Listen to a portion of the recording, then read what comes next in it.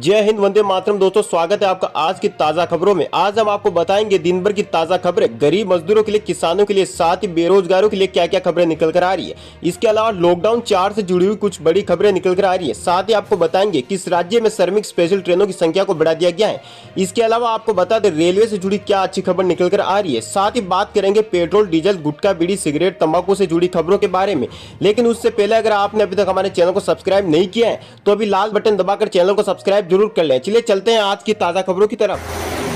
सबसे पहले बात करते हैं दोस्तों जनधन खाते से जुड़ी हुई खबर की। अगर नहीं है जनधन खाता तो पुराने अकाउंट को ही करवाएं कन्वर्ट। जी हां दोस्तों, सरकार दे रही है कई खास सुविधाएं। जी हां दोस्तों, आपको बता दें देश भर में चल रहे लॉकडाउन के बीच केंद्र सरकार ने महिला जनधन खाता धारकों को 500 रुपए की दूसरी किस्त भी खाते में भेज दी है। दुनिया भर में फैले इस संकट के बीच सरकार देश के गरीब लोगों की आर्थिक मदद कर रही है। अगर आप भी अपना जनधन खाता खुलवाना चाहते हैं या फिर अपने पुराने खाते को ही जनधन अकाउंट में बदलवाना चाहते हैं तो ये काफी आसान है। आइए आपको बताते हैं कि आप कैसे अपने पुराने खाते को जनधन खाते में बदलवा सकते हैं।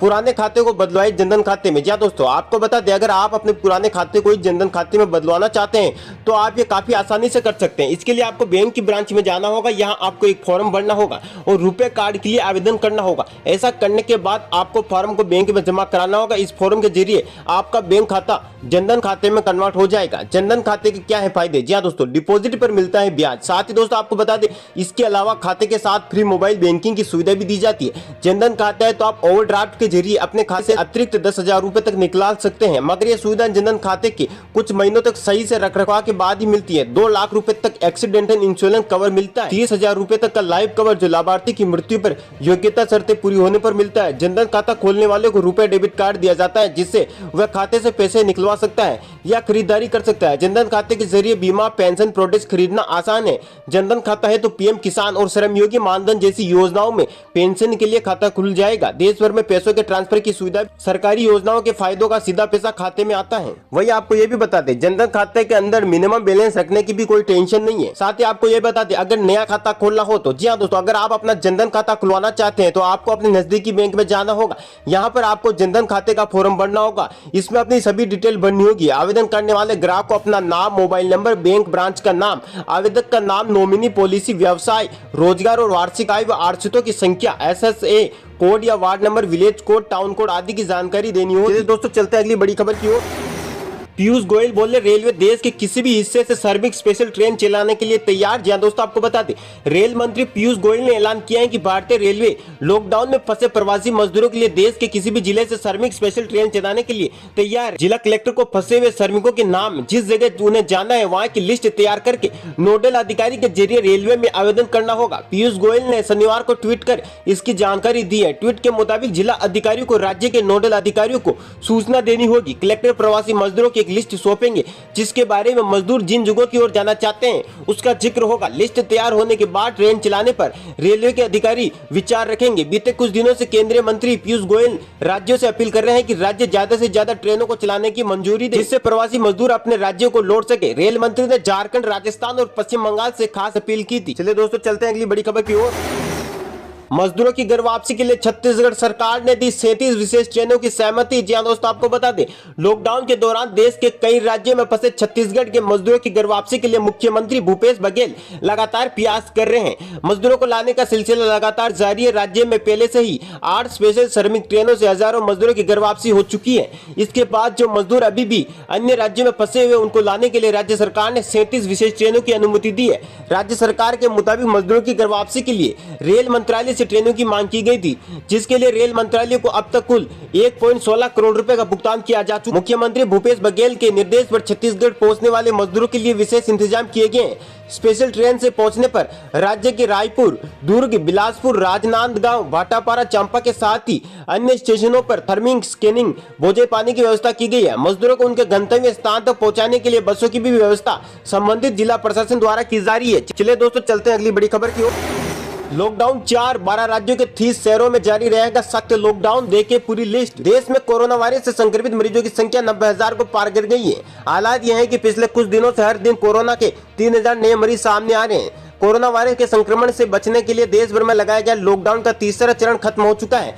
लॉकडाउन के तीसरे चरण के खत्म होने से पहले ही स्वास्थ्य मंत्रालय के एक वरिष्ठ अधिकारियों के साथ शनिवार को एक समीक्षा बैठक की। बैठक में लॉकडाउन 4 को लेकर चर्चा की गई। बताया जाता है कि बैठक में लॉकडाउन के चौथे चरण में ही 30 जिलों और नगरपालिका क्षेत्रों में कोई राहत न देने की बात कही गई है। सरकार ने जिन 30 नगरपालिका क्षेत्रों का चुनाव किए हैं उनमें गुजरात, महाराष्ट्र, दिल्ली, तमिलनाडु, पश्चिम बंगाल, तेलंगाना, ओडिशा, राजस्थान, उत्तर प्रदेश और पंजाब के जिलों को शामिल किया गया है। आइए आपको बताते हैं उन 30 जिलों के और उन क्षेत्रों के नाम जहां पर नहीं मिलेगी छूट। जी दोस्तों, सबसे पहले बात करते हैं महाराष्ट्र के मुंबई, नासिक, औरंगाबाद, ठाणे, पालघर, सोलापुर, यहाँ पर नहीं मिलेगी राहत। गुजरात के अंदर वडोदरा, अहमदाबाद और सूरत में नहीं मिलेगी किसी तरह की छूट।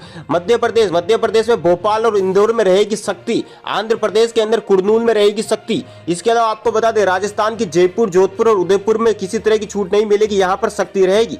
दिल्ली के अंदर ज्यादातर इलाकों में सख्ती रहेगी। ओडिशा के अंदर बरहमपुर, पश्चिम बंगाल के अंदर हावड़ा और कोलकाता के अंदर सख्ती रहेगी। तेलंगाना के ग्रेटर हैदराबाद, पंजाब के अमृतसर और उत्तर प्रदेश के आगरा और मेरठ के अंदर रहेगी सख्ती। चलिए दोस्तों, चलते हैं अगली बड़ी खबर की ओर। देश भर में कोरोना वायरस संक्रमित मरीजों की कुल संख्या 85,940 हुई। कुल एक्टिव मरीज 53,035, कुल ठीक हुए 30,153 और 2,752 लोगों की हुई मौत। जी दोस्तों, आपको बता दें, देश में कोरोना वायरस का प्रकोप चरम पर है और अब यह संक्रमण के सर्वाधिक आंकड़े वाले देशों की सूची में 11वें स्थान के साथ ही वैश्विक महामारी के केंद्र चीन से आगे निकल गया। पिछले 24 घंटों में कोरोना संक्रमण के 3,970 नए मामले सामने आने से संक्रमितों की संख्या 85,940 हो गई तथा इसी अवधि में 103 लोगों की मौत होने से मृतकों का आंकड़ा 2,752 पर पहुंच गया है।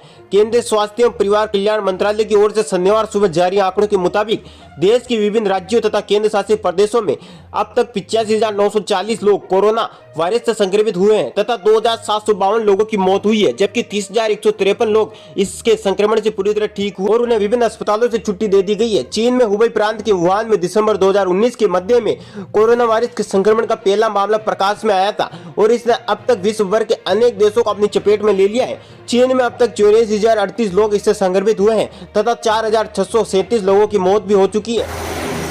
One nation one ration card, प्रवासी मजदूरों के लिए मुफ्त में अनाज की घोषणा। जी दोस्तों, आपको बता दें, प्रवासी मजदूरों के लिए मुफ्त राशन की घोषणा कर दी गई है। 15 मई से इसकी शुरुआत भी हो जाएगी। उपभोक्ता मामलों के मंत्री रामविलास पासवान ने कहा कि उन्होंने food corporation of India FCI के चेयरमैन को निर्देश दिया है कि वह शुक्रवार से प्रवासी मजदूरों के लिए राज्यों को अनाज की सप्लाई शुरू कर दें।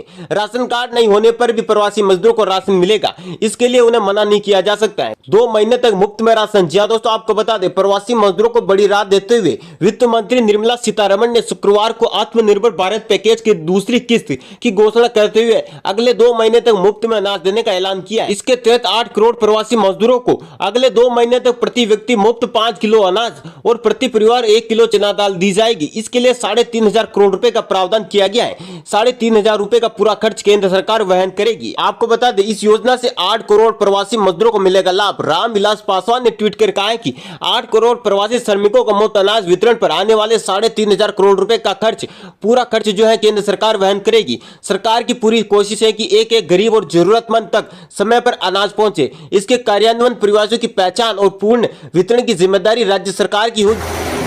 लॉकडाउन में किसानों को मिले 18,700 करोड़ रुपए, नहीं मिले पैसे तो नई लिस्ट में चेक करें अपना नाम। जी दोस्तों, आपको बता दें, केंद्र सरकार ने प्रधानमंत्री किसान योजना के तहत लॉकडाउन में पिछले 2 माह में किसानों के खाते में 18,700 करोड़ की रकम भेजी है। योजना शुरू होने के बाद अब तक किसानों को 5 किस्त भेजी जा चुकी है।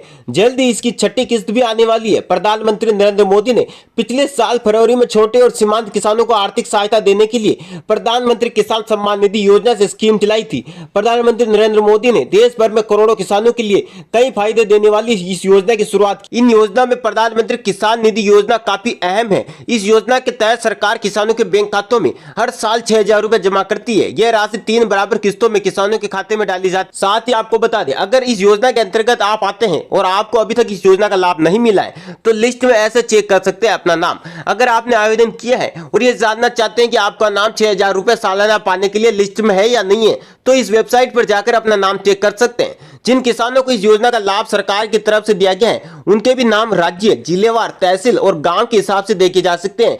इसमें सरकार ने सभी लाभार्थियों की पूरी सूची अपलोड कर। अगर आपने इस योजना का फायदा लेने के लिए आवेदन किया है और अब अपना नाम लाभार्थियों की सूची में देखना चाहते हैं तो आपके लिए सरकार ने अब यह सुविधा ऑनलाइन भी मुहैया करा दी है। पीएम किसान सम्मान निधि योजना 2020 की नई सूची को सरकारी वेबसाइट pmkisan.gov.in पर चेक कर सकते हैं। कृषि और किसान कल्याण मंत्रालय पीएम किसान सम्मान निधि के तहत लाभ पाने वाले किसानों की सूची आने वाली मई तक जारी कर देगा। तमिलनाडु में खुलेगी शराब की दुकानें, मास्क और सोशल डिस्टेंसिंग होगा अनिवार्य। जहां दोस्तों आपको बता दें, कोरोना लॉकडाउन के बीच तमिलनाडु सरकार ने राज्य में शराब की दुकानों को शनिवार से फिर से खोलने की अनुमति दे दी है। तमिलनाडु सरकार की ओर से जारी आदेश में कहा गया है कि चेन्नई, थिरुवल्लुर मॉल और कोरोना कंटेनमेंट जोन को छोड़कर सरकार द्वारा संचालित सभी शराब की दुकानें सुबह 10 से शाम 5 बजे तक खुली रहेगी। तमिलनाडु सरकार ने शराब की बिक्री के लिए टोकन प्रणाली लागू करने का भी आदेश दिया। सरकार ने कहा है कि हर दिन 500 टोकन जारी किए जाएंगे। शराब खरीदने दुकान पहुंचने वाले सभी लोगों को फेस मास्क पहनने और सोशल डिस्टेंसिंग का पालन करना होगा।